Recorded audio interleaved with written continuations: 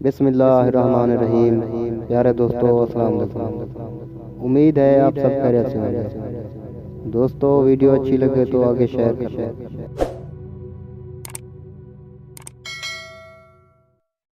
بسم اللہ الرحمن الرحیم۔ معجزہ۔ کسی شہر میں ایک لکڑہارا نہایت مفلس اور نادار رہتا تھا۔ وہ مصیبت زدہ ہر روز جنگل سے لکڑیاں کاٹتا اور فروخت کر کے بامشکل اپنا اور اپنے بچوں کا پیٹ پالتا تھا۔ افلاس سے تنگ آ کر ایک روز اس نے اپنی بیوی سے کہا کہ برائے روزگار بیٹھ جاتا ہوں، عجب نہیں کہ پروردگار رحم فرمائے اور ہماری مصیبت دور ہو۔ یہ کہہ کر لکڑہارا معاش کی تلاش میں دوسرے شہر میں چلا گیا، لیکن بد نصیبی سے وہاں بھی اس کی تقدیر نے ساتھ نہ دیا۔ ہر وقت دل میں سوچتا کہ کچھ پیسے ہو جائیں تو اپنے شہر جاؤں اور بچوں کی خبر لوں، لیکن کچھ نہ ہو سکا۔ اسی فکر و پریشانی میں 12 سال بیت گئے۔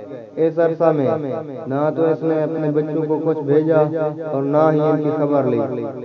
لکڑہارے کی بیوی اپنے خاوند کے چلے جانے کے بعد کچھ دنوں تک کسی فکر میں رہی کہ میرا خاوند خرچہ بھیجے گا، لیکن جب اس نے اس عرصہ تک خبر نہ لی تو اس بیچاری پر فاقے گزرنے لگے۔ تو لاچار ہو کر اس نے اس وزیر کے محل میں جاب کشی کی نوکری کر لی اور اپنا اور اپنے بچوں کا پیٹ پالنے لگی۔ ایک روز لکڑہاری نے خواب میں دیکھا کہ وزیر کے محل میں جھاڑو دے رہی تھی کہ یکا یک مولا دو آقا دو جہاں جناب امام جعفر صادق علیہ السلام اصحاب حسین خانہ وزیر میں تشریف لائے۔ اپنے اصحاب کی طرف متوجہ ہو کر فرمایا کہ آج کیا تاریخ ہے اور کون سا مہینہ ہے؟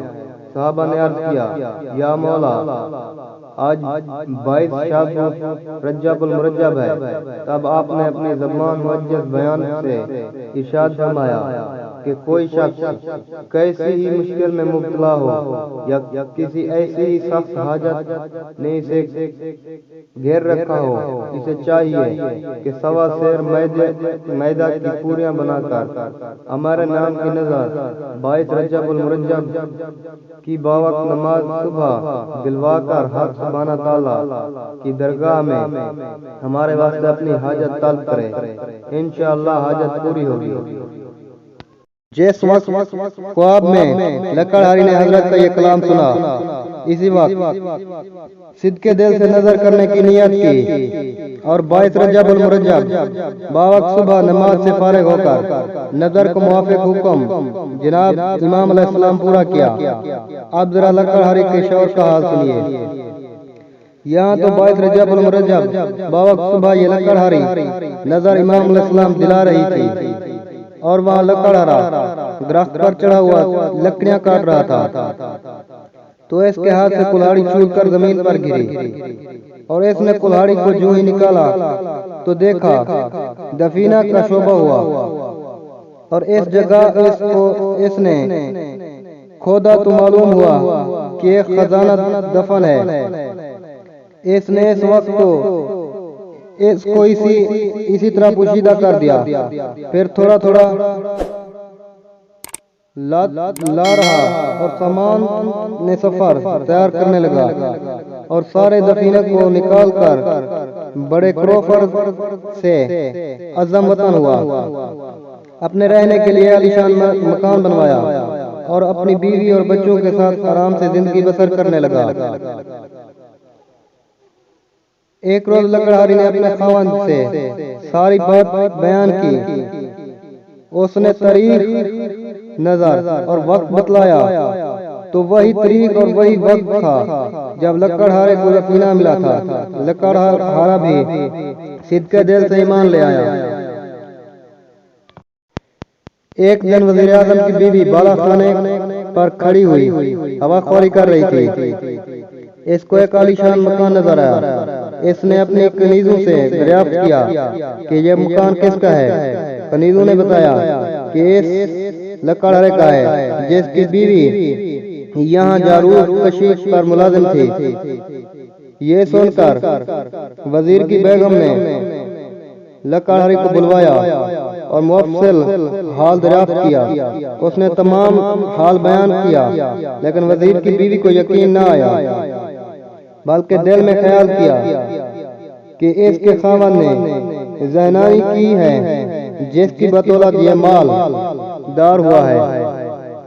وزیر اعظم کی بیوی کا یہ خیال پسند دل میں لانا تھا کہ اسی وقت وزیر اعظم پر مصیبت آئی کہ وزیرہ میں ایک وزیر اس کا دشمن تھا۔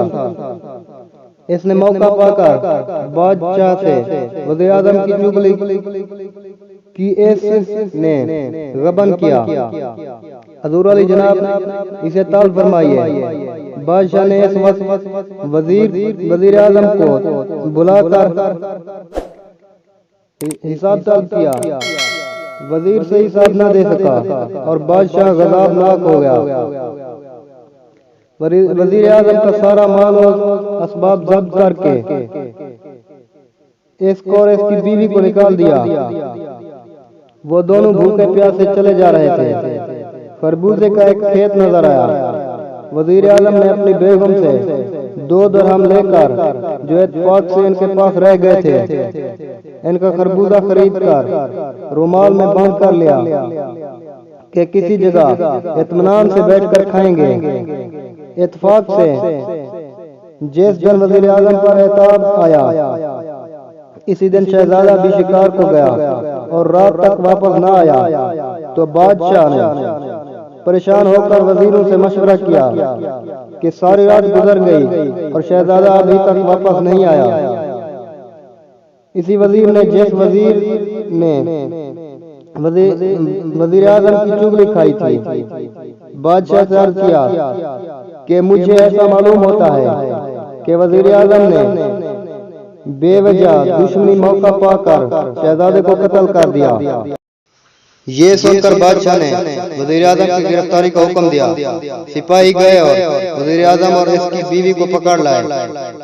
اس وقت تک وزیر اعظم نے اس خربوزہ کو نہ کھایا تھا، بلکہ اسی طرح رومال میں باندھ رکھا تھا۔ اسی حالت میں گرفتار ہو گیا۔ بادشاہ نے دیکھا کہ رومال میں سے خون جھلک رہا ہے، اور رومال کھول کر دکھایا تو اس میں شہزادے کا سر نظر آیا۔ بادشاہ اپنے بیٹے کا سر دیکھ کر رونے لگا اور حکم دیا کہ رات بھر وزیر کو قید رکھو، صبح کو قتل کر دینا۔